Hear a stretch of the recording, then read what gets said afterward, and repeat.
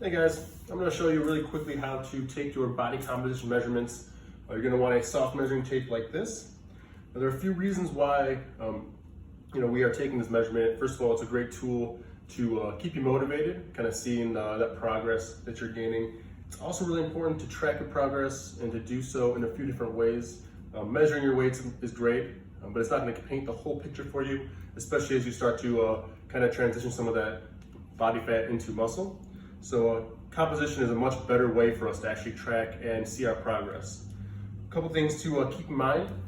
You should be measuring at the same time each time you measure.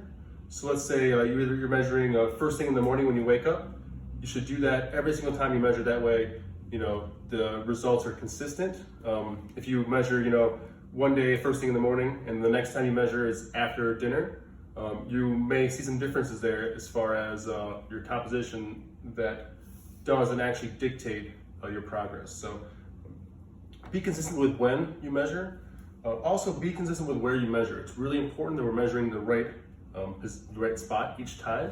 If you measure, an inch high or an inch lower, and it kind of varies between each measurement, it's going to really skew your results, and it's going to kind of make these measurements totally useless, really. So make sure we're kind of keeping track of where we're hitting, and we're being consistent there.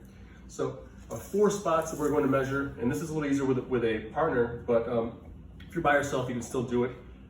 Basically, we're going to start with your chest. So you go from your areolas here, around your back, across your body,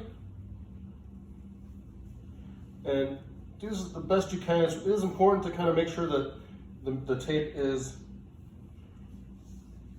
parallel to the ground. So you got a nice ring hovering around your body like that. And so we'll take that chest measurement, write it down. The second one we'll do is your biceps. So we want to pick the widest or thickest part of your arm to measure. You get that measurement there, just like that. Also, it's important to kind of know where you're measuring each time as well. So I like to take the measuring tape from my elbow to the spot that I measured and write that down also. So I know that, this right here is 4.5 inches from my elbow is where I'm measuring. So each time I can find that same spot. The third measurement we'll be doing is going to be the navel. So from your belly button around your body and back around this way. And again, we want to try and make sure that ring is pretty straight through all the way around. And then the fourth measurement we're doing is going to be around your butt. Basically, kind of same as the bicep here. You want to pick the widest part of your hips right here and measure there and make sure that ring is parallel to the ground. Now these two measurements right here, the belly button and the hips, those are going to be the biggest indicator of weight loss and progress there. So we want to see those numbers go down. Those are the ones that are going to be the most important, I'd say.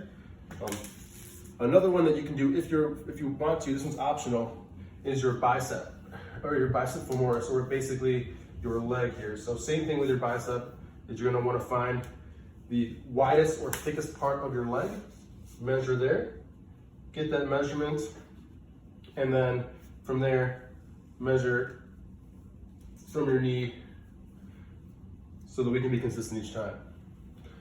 There you have it. That's just a nice short breakdown of how to take your body composition measurements.